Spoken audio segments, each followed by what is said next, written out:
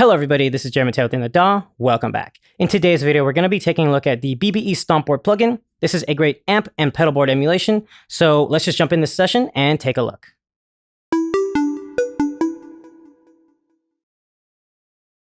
Alright everybody, so let's start off by taking a quick look at the overall interface of the BBE Stomp Board.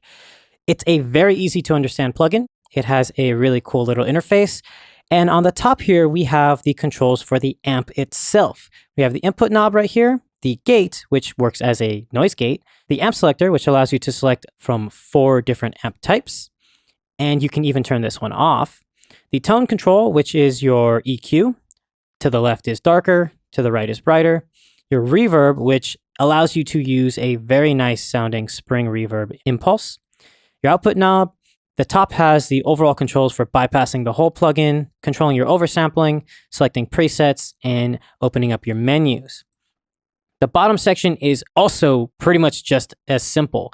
If you want to add a module or a pedal, you just click on the plus button, select the pedal. If you want to move it around, you just move it to anywhere you want. And if you don't want it anymore, you just hit the X and it goes away.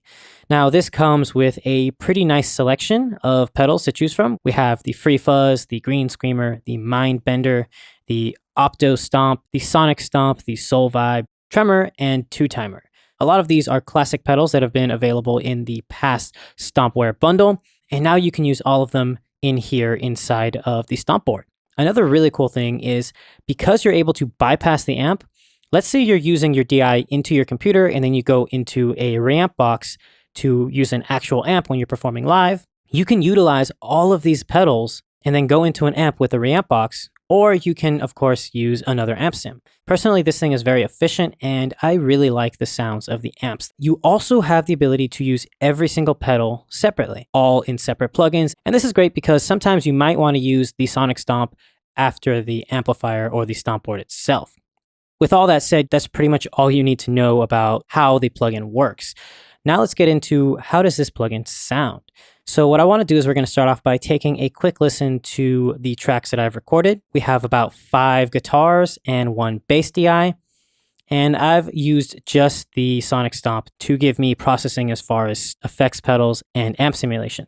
So let's start off by listening to the first rhythm guitar. I'm going to bypass the stomp board and put this in mono. And let's take a listen to how this sounds. You can hear it's just a clean DI if I turn on the amp simulation. Pretty cool. It has a little bit of a crunchy sound and I made it nice and thin because it's going to be accompanied by the bass and the secondary guitar. As far as my settings go, I have the input at +6. I'm using the Free Fuzz, the Green Screamer, and the Sonic Stomp. And I have amp number 3 selected and I brought the tone up at about 6 with the reverb set to 5. Now let's move on to the secondary guitar and let's listen to this in mono. Bypass it. This one has a much thicker sound and you can hear the reverb being a little bit more prominent. I want to show you what this reverb sounds like really quickly because this reverb sounds so cool. That sounds really, really similar to an actual spring reverb, and that's because they're using a impulse, a really nice impulse, and it's a really nice and long one at that too. So with both of these combined, you get a pretty cool sound. And if I bypass them both,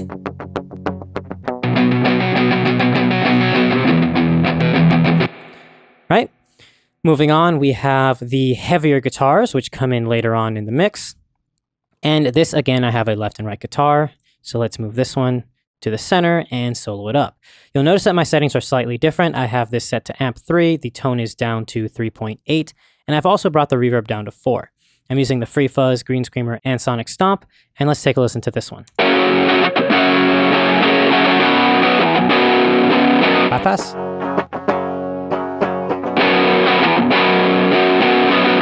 You can hear a lot more saturation and a lot more aggression being used in this. This is also a great time to check out the different amp styles that we have. So let's take a listen to the amp 1, 2, 3, and 4 right now.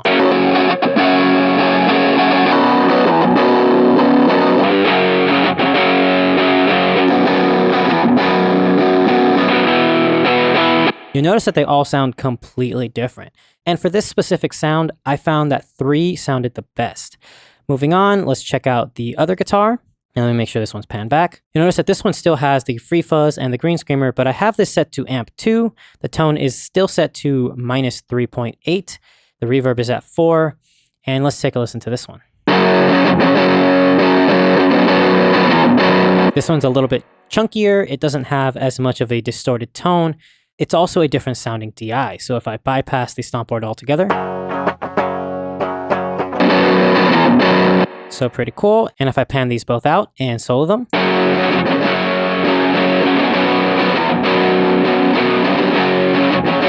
we get a really nice wide sound and none of it is getting in the way. After that, we have the bass. And this is something that I'm doing a little bit different. I have the stomp board using the Opto Stomp compressor and the free fuzz. I have the amplifier set to 2. I have the tone set to about 6.4, no reverb, and I have the output at +4. But then I'm also using the sonic stomp after the amp, and that's because I like the way that it sounded after the amp better than how it sounded before the amp. So let's take a listen to this in bypass and we'll solo it up. It's a pretty boring DI, right? Turn it on. And off.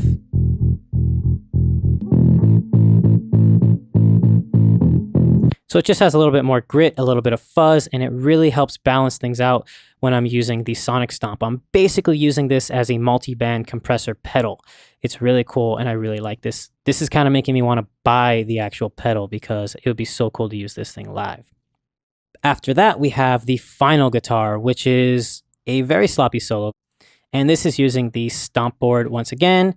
We have the amp set to amp 1, the tone set to 6.9, a lot of reverb, and I'm using the sonic stomp, opto stomp, green screamer, 2-timer, which is one of my favorite delays right now, and the mind bender, which is a really cool vibrato and chorus effect. Let's take a listen to this maybe right around here, and we'll bypass the plugin.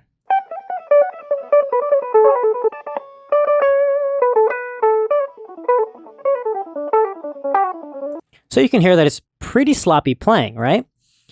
Watch what happens when I turn it on.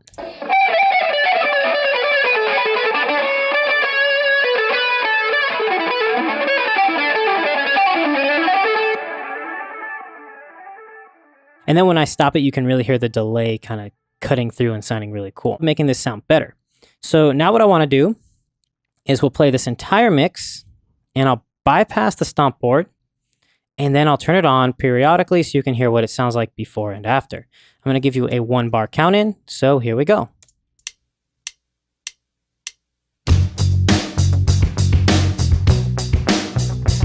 And we turn it on.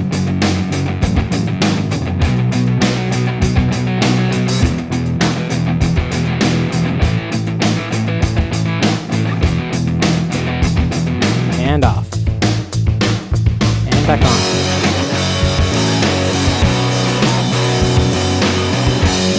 Off.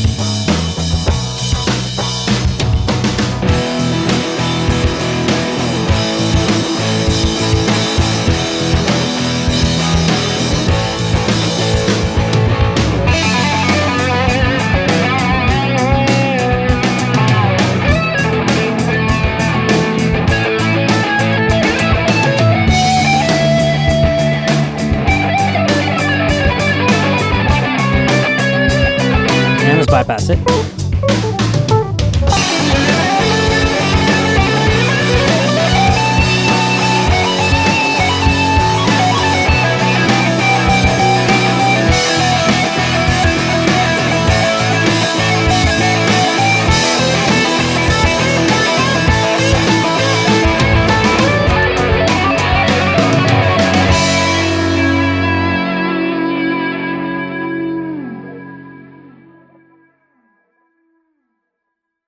Cool. So personally, I found that the stomp board did a great job.